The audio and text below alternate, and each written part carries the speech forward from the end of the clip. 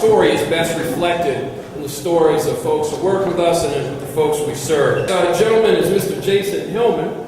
Jason is Thrive DC's AM program assistant through the Real Opportunity Employment Readiness Program. I was talking to Jason downstairs, and Jason's going to bring a little something, a little spoken word, I believe, in addition to his remarks. So I told him I was ready for it. So Jason, we invite you to come on up.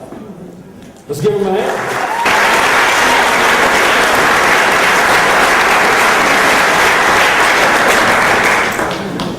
Good evening to everybody. Thank you for having me here, first of all. I titled my testimony just because it meant a little bit to me to speak about my own experiences. And my title is called My Life on Both Sides of the Fence. You might not be able to tell, but yes, I am very much homeless. And anytime I think about my origin of my homelessness, I take myself to the origin where I first became homeless at in District Heights, Maryland.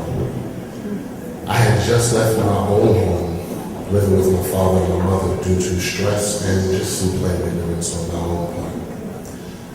I thought that it would be possible and very much that I could make it out on my own. And, you know, it's kind of a lot to my surprise now because it's real rough out here. That poor decision, though, led me into my first rock bottom state. Yeah, sure, I had a job at the time, but paying the bills wasn't exactly everything that I thought it up to be. More or less, paying the bills to the homeowners I was staying with pocket. Obviously enough, the bills weren't kept up, and the place that I was staying at was placed for eviction, which indirectly led me here to DC, where my homelessness took a very much downward fall. While staying with the homeowner at their new location, I lost my job, mostly because I saved little to no money, and I couldn't make the commute back and forth. No job not only meant that I could not sustain myself, but that I had little or nothing else to do. See, where I came from was a very stable neighborhood, and the community itself was all about trying to make sure that the youth in the area had a lot of different activities to go through. Basketball, sometimes poetry club, internet, teaching the computer, things of that nature. And there were a lot of things that I not only looked upon, but learned for myself. But hadn't experienced everything. And one of the things that I fell down into were drugs and alcohol. For a couple of years, actually. Eventually, I went back out to the work world again. And that didn't wind up too well because of the addictions that I had developed over the years. And of course, no stable address. Looking out for help, though, I sought out a couple of the local service centers that aided homeless youth. Whereas they helped me get back on the right path in some cases, it was a misleading environment that I was put in, and I succumbed back to my inner demons once again.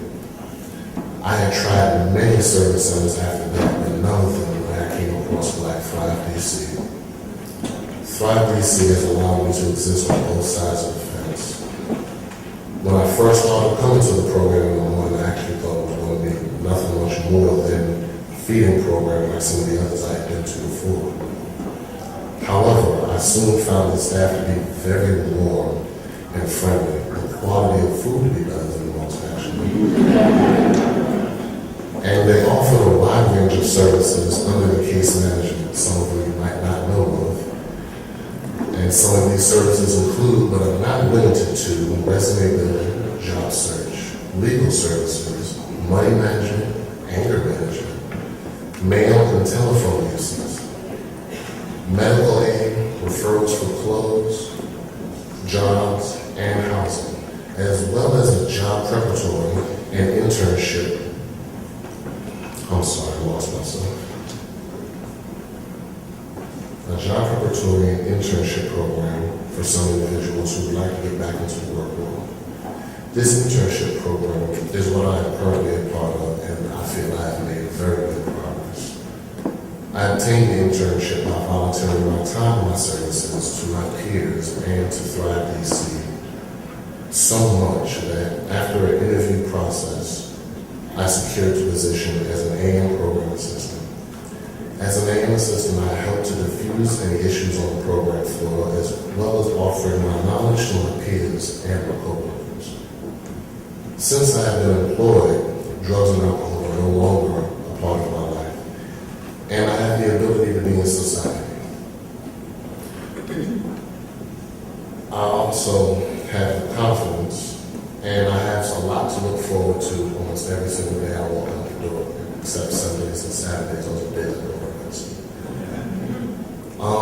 Most importantly, though, one of the things that makes me feel good every day is that I can give back to the kids that surround me and the community that I currently stay in. I appreciate you giving me my time, and thank you very much.